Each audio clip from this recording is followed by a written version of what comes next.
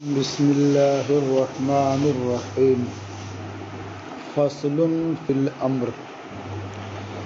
یہ وصول الشاشی کا صفحہ نمبر 165 ہے، اور جو بحث کتاب اللہ سے متعلق ہے اس کی 10ویں فصل ہے جو امر کے بیان میں ہے۔ امر کے لغوی معنی ہیں قائل کا دوسرے سے افعل کہنا۔ یہاں قائل سے مراد وہ قائل ہے، وہ کہنے والا ہے جو اپنے کو بڑا سمجھتے ہوئے دوسرے سے کہے افعل یعنی تو کر۔ اور شریعت میں امر کے معنی ہیں الزام فعل کا تصرف کرنا غیر پر، یعنی دوسرے پر فعل کو لازم کرنے کا تصرف۔ یہاں بھی علی سبیل الاستعلاء ہی مراد ہے۔ تو جو کہا کہ الزام فعل کا تصرف اس سے نہیں خارج ہے، کیونکہ نہیں میں ترک فعل کا الزام ہوتا ہے، ترک فعل کو لازم کرنا ہوتا ہے، اور امر میں فعل لازم کرنا ہوتا ہے۔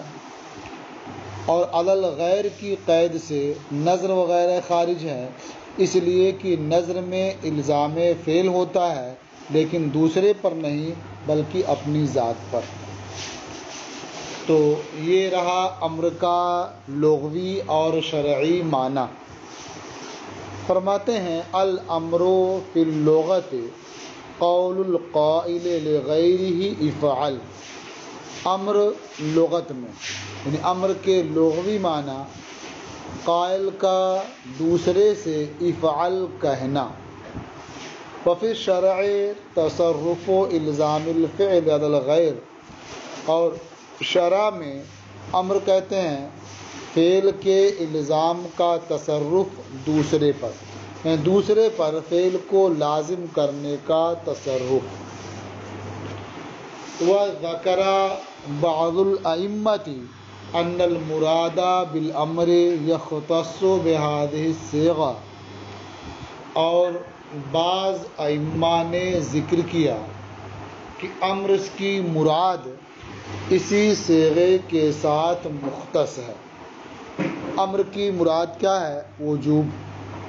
تو بعض ائمہ نے یہ فرمایا کہ امر کی مراد یعنی وجوب اسی صیغے کے ساتھ مختص ہے، دوسرے کسی صیغے سے اس کا ثبوت نہیں ہوتا ہے۔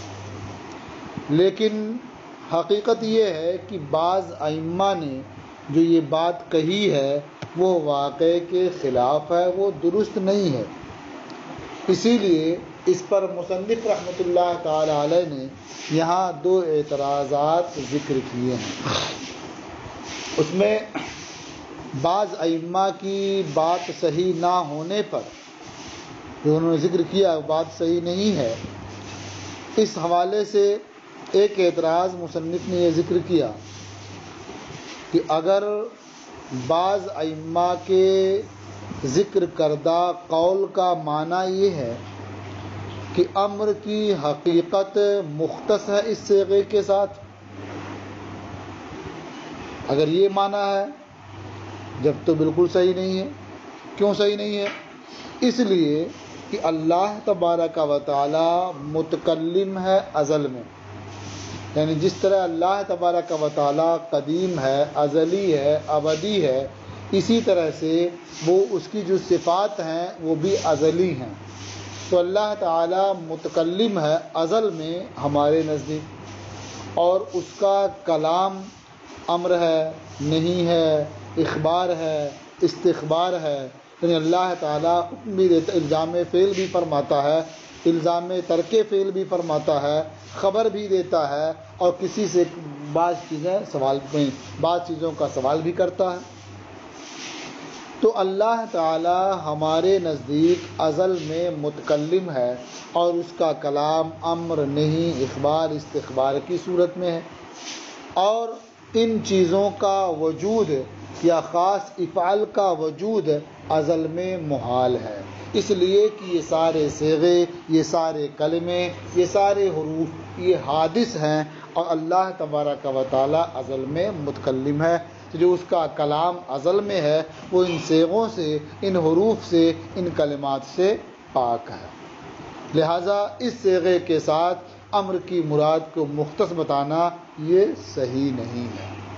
یہ ایک اعتراض ہوا۔ وَذَكَرَ بَعْضُ الْأَئِمَّةِ أَنَّ الْمُرَادَ بِالْأَمْرِ يَخْتَصُّ بِهَذِهِ الصِّيغَةِ، اور بعض ائمہ نے ذکر فرمایا کہ امر کی مراد یعنی وجوب یہ مختص ہے اس صیغے کے ساتھ، یعنی صیغہ افعال کے ساتھ۔ یہ مراد، یہ وجوب اس صیغے کے علاوہ میں نہیں پایا جائے گا۔ اب اس پر اعتراض جو کیا گیا اس کا ذکر۔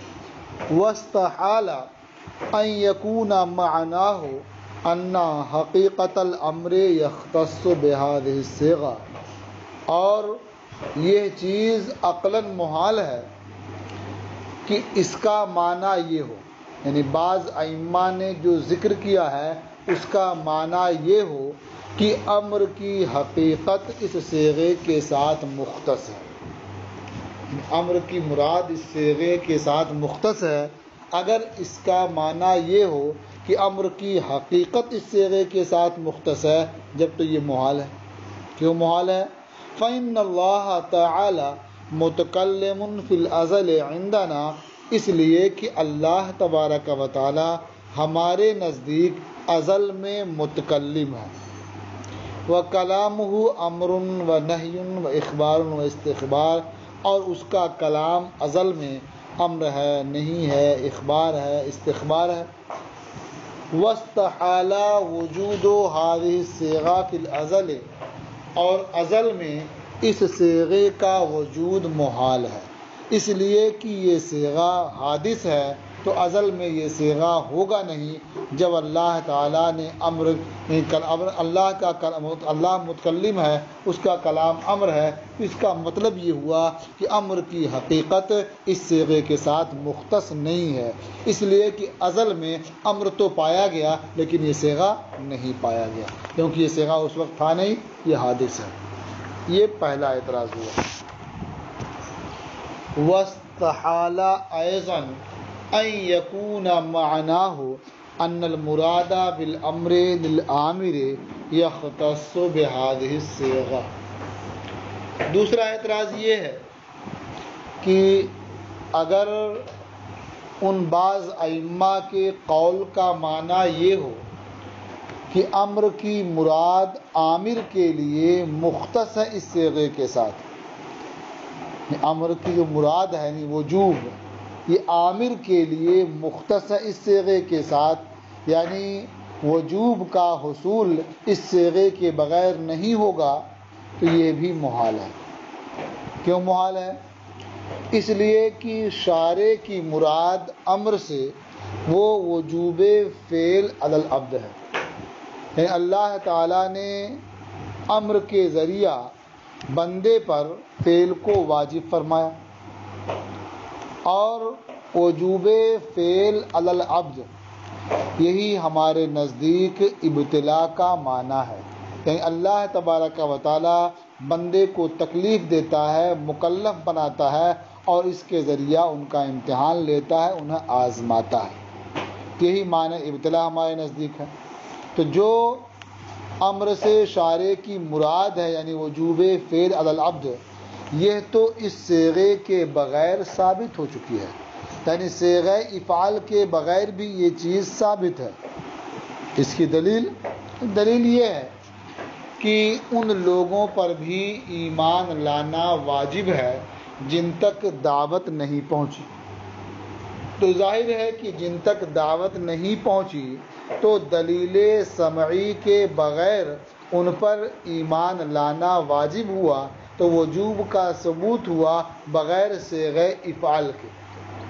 تو سمجھ میں آیا کہ امر سے جو شارع کی مراد ہے یعنی وجوب فعل علی العبد، وہ اس صیغے کے ساتھ مختص نہیں ہے۔ جس طرح سے عقائد میں یہ حال ہے کہ بغیر بغیر اس کے کہ دعوت ان تک پہنچے ان پر ایمان لانا ضروری ہے۔ اسی طرح سے جو احکام شرعیہ، فرعیہ، فقہیہ ہیں اس میں بھی افعل یہ لازم نہیں ہے، یعنی صیغہ افعل یہ لازم نہیں ہے۔ یہ اور بات ہے کہ فرق ہوتا ہے۔ اسی لیے مصنف رحمۃ اللہ علیہ نے یہ فرمایا کہ بعض ائمہ کا جو قول ہے کہ امر کا جو معنی ہے، امر کی جو مراد ہے وہ اس صیغے کے ساتھ مختص ہے، اسے محمول کیا جائے اس بات پر کہ امر کی جو مراد ہے یہ اس صیغے کے ساتھ مختص ہے حق عبد میں، احکام شرعیہ فرعیہ میں، حق شارع میں نہیں اور عقائد کے حق میں نہیں۔ اب اس تعلق سے آگے تھوڑی بات کرتے ہیں، اس سے پہلے جو دوسرا اعتراض ہے اس کا ترجمہ کر لیں۔ وَاسْتَحَالَ أَيْضًا أَنْ يَكُونَ مَعْنَاهُ أَنَّ الْمُرَادَ بِالْأَمْرِ لِلْآمِرِ يَخْتَصُّ بِهَذِهِ الصِّيغَةِ، اور یہ بھی محال ہے کہ بعض ائمہ کے قول کا معنی یہ ہو کہ امر کی مراد عامر کے لیے مختص ہے اس صیغے کے ساتھ۔ کیوں محال ہے یہ؟ فَإِنَّ الْمُرَادَ لِلشَّارِعِ بِالْأَمْرِ وُجُوبُ الْفِعْلِ عَلَى الْعَبْدِ، اس لیے کہ شارع کی مراد امر سے بندے پر فعل کا وجوب ہے۔ وَهُوَ مَعْنَى الْإِبْتِلَاءِ عِنْدَنَا، اور وجوب فعل یہ ہمارے نزدیک ابتلاء کا معنی ہے، یعنی وجوب کے ذریعہ مکلف بنانے، وجوب کا مکلف بنانا اور اس کے ذریعہ بندے کو آزمانا اور امتحان لینا ہے۔ تو جو وجوب فعل علی العبد یہ شارع کی مراد بالامر ہے، یہ ثابت ہو چکی ہے اس صیغے کے بغیر۔ فرماتے ہیں وقد ثبت الوجوب بدون هذه الصيغة، اور وجوب فعل کا ثبوت ہو چکا ہے اس صیغے کے بغیر۔ جب ثبوت ہو چکا ہے تو ظاہر ہے کہ یہ وجوب مخصوص نہیں ہے اس صیغے کے ساتھ۔ الیس انہ وجب الایمان علی من لم تبلغه الدعوی بدون ورود السمع، یہ استفہام تقریری ہے۔ کیا ایسا نہیں ہے کہ ان لوگوں پر ایمان لانا واجب ہے جن تک دعوت نہیں پہنچی بغیر دلیل سمعی کے وارد ہوئے؟ یعنی وہاں کوئی دلیل سمعی نہیں ہے، جو پہاڑوں کی چوٹیوں پر رہتے ہیں، کھاڑیوں میں رہتے ہیں، جہاں پیغام نہیں پہنچا، دعوت نہیں پہنچی، تو ان پر بھی ایمان لانا واجب ہے، جبکہ ان کے لیے کوئی صیغہ افعال ہے ہی نہیں۔ تو معلوم ہوا کہ وجوب فعل علی العبد یہ اس صیغے کے ساتھ مختص نہیں ہے۔ قال ابو حنیفہ رحمہ اللہ لو لم يبعث اللہ تعالی رسولا لوجب علی العقلاء معرفته بعقولهم۔ امام اعظم ابو حنیفہ رحمۃ اللہ تعالی علیہ نے ارشاد فرمایا کہ اگر اللہ تبارک و تعالی کسی رسول کو مبعوث نہ فرماتا تب بھی عقلاء پر اس کی معرفت واجب ہوتی اپنی عقلوں کے ذریعہ، یعنی جو اصحاب عقول ہیں ان پر لازم ہوتا کہ عقلوں کے ذریعہ اس کی معرفت حاصل کریں۔ اب معلوم ہو کہ دو صورتیں نکالی گئیں، دونوں صورتیں صحیح نہیں ہیں، محال ہیں۔ تو اب بعض ائمہ نے جو قول ذکر کیا ہے اسے کس پر محمول کیا جائے؟ مصنف رحمۃ اللہ علیہ اس حوالے سے فرماتے ہیں فَيُحْمَلُ ذَلِكَ عَلَى أَنَّ الْمُرَادَ بِالْأَمْرِ يَخْتَصُّ بِهَذِهِ الصِّيغَةِ فِي حَقِّ الْعَبْدِ فِي الشَّرْعِيَّاتِ۔ بعض ائمہ کے قول کو محمول کیا جائے اس بات پر کہ امر سے جو مراد ہے یہ مختص ہے اس صیغے کے ساتھ، یعنی صیغہ افعال کے ساتھ، حق عبد میں، حق شارع میں نہیں، اور شرعیات میں یعنی فقہیات میں، فروعیات میں، عقائد میں نہیں۔ حتی لا یکون فعل الرسول بمنزلۃ قول افعلوا، یہاں تک کہ رسول علیہ السلام کا فعل رسول علیہ السلام کے افعلوا کہنے کے درجے میں نہیں ہوتا ہے۔ یعنی سرکار نے جس کے تعلق سے افعال فرمایا یا افعلوا فرمایا اس کا درجہ دوسرا ہے، اور سرکار نے جو عمل کیا اس کا درجہ دوسرا ہے۔ ولا یلزم اعتقاد الوجوب بہی، اور وجوب کا اعتقاد اس کے ذریعہ لازم نہیں آتا ہے، یعنی سرکار نے جو عمل کیا صرف عمل کی بنیاد پر اس کے وجوب کا اعتقاد لازم نہیں ہوتا۔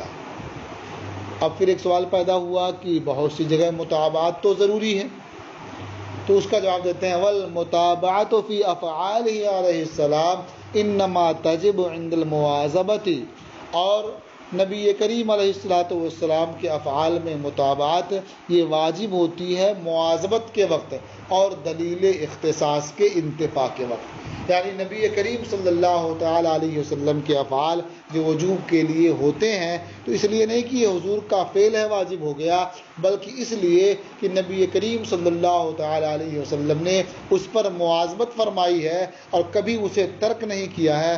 اگر ترک کرنا جائز ہوتا تو ضرور کبھی حضور صلی اللہ تعالی علیہ وسلم ترک فرماتے بیان جواز کے لیے۔ تو گویا سرکار علیہ السلام کا مواظبت فرمانا یہ اس بات کی دلیل ہے کہ یہ واجب ہے، اور یہ چیز بھی ضروری ہوتی ہے کہ یہ دلیل اختصاص وہاں منتفی ہو، یعنی کوئی ایسی دلیل نہ ہو جس سے یہ ثابت ہو کہ یہ فعل سرکار کے ساتھ خاص ہے۔ اگر یہ معلوم ہو گیا کہ یہ فعل سرکار کے ساتھ خاص ہے تو پھر وہ کسی دوسرے کے تعلق سے واجب نہیں ہو سکتا، وہ صرف سرکار ہی کے لیے ہوگا۔ تو اس سے سمجھ میں آیا کہ امر کی جو مراد ہے یعنی وجوب یہ حق عبد میں اور احکام شرعیہ فرعیہ میں مختص ہے اس صیغے کے ساتھ، یعنی صیغہ افعال کے ساتھ، چاہے یہ صراحتاً ہو صیغہ افعال یا التزاماً ہو۔ مثلا سرکار نے اس پر مواظبت فرمائی ہے، کبھی ترک نہیں فرمایا ہے، تو یہاں یہ مانا جائے گا کہ صیغہ افعال ہے التزاماً۔ تو یہ آپ کی جو پہلی فصل تھی امر کے بیان میں، تو یہ فصل نمبر 10 امر کے بیان میں یہ ختم ہوئی۔ اب اختلاف اس فصل میں کچھ ہے تو اس کا ذکر انشاءاللہ آپ کل سماعت کریں۔